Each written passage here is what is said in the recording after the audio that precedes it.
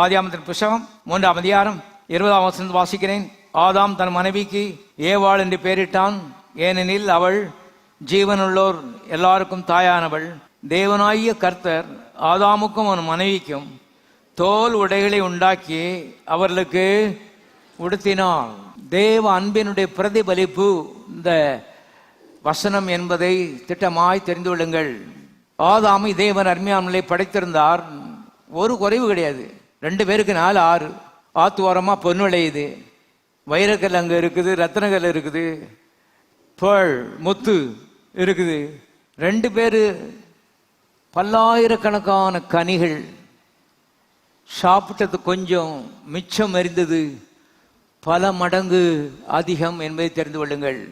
ஒவ்வொரு நாளும் பகலில் குடிச்சான வெளியிலே தேவனாகிய கர்த்தர் பரலோகத்தை விட்டு இறங்கி ஏதேனுக்கு வந்தார் என்று வேதத்தில் நான் வாசிக்கிறோம். அப்படிப்பட்ட ஒரு செட்டப்பில் இருந்த ஆதாம் அருமையான தேவனுடைய வார்த்தையை கீழ்ப்படியாமை காட்டி பாவம் செய்து விட்டான்.